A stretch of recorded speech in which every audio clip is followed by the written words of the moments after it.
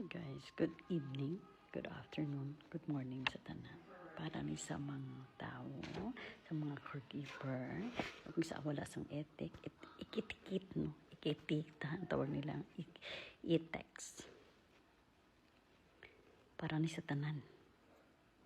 Kung matamaan, bahala ka mo sa buhay nyo. Basta ako yung para ni sa tanan.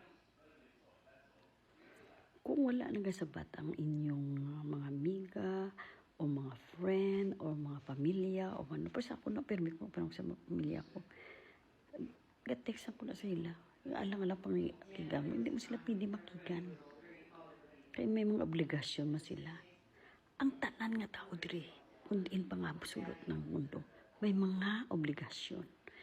Tignot nyo na sa mind nyo.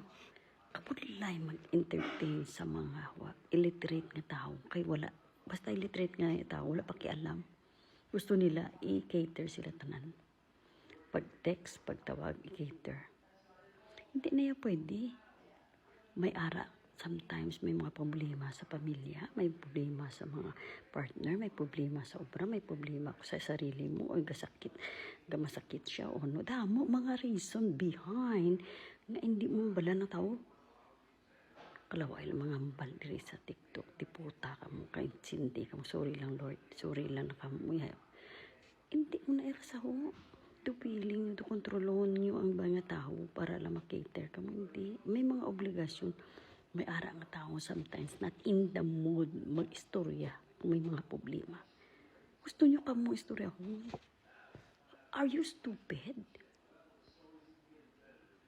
Hindi ka mo yung importante sa tanan. Kilala natin, friend. Pero hindi na iya importante. Importante sa akong pamilya ko. Sorry lang kung hindi ka mo makita sometimes. Kung sino man ang linti nga na.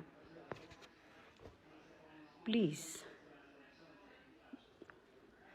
be educated.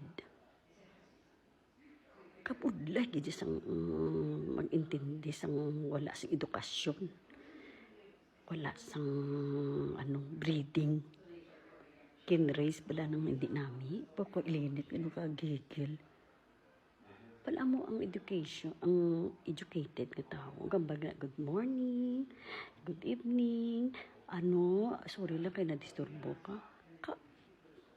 Ako nagigigil sa mga amuna nga tao diri ha. Gusto na, dandahan ang dila mo ha, galaba kung ano nang imong dapat nang basa ibang nga tao. Stop mo na.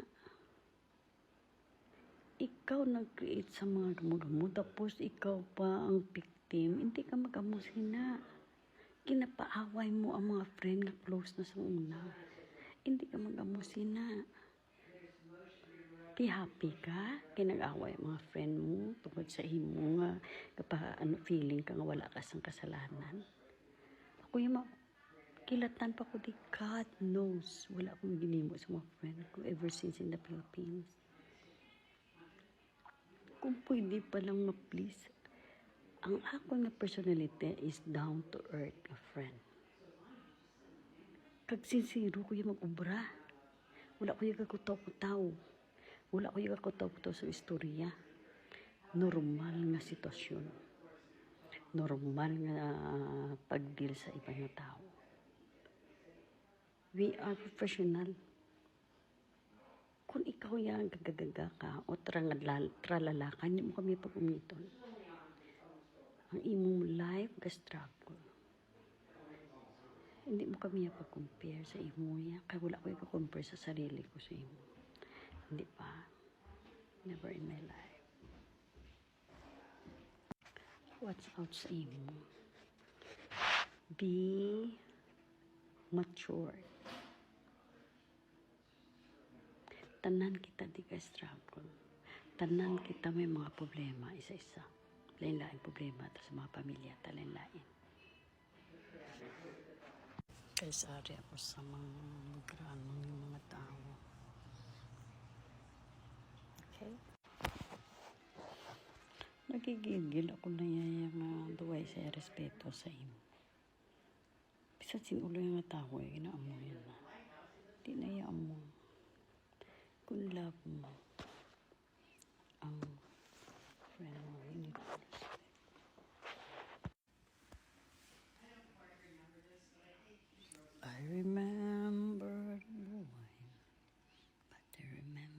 breath, the feeling,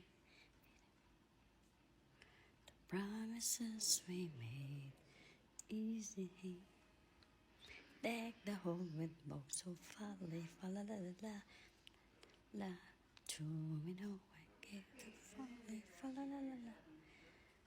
Thank you for watching. I love you.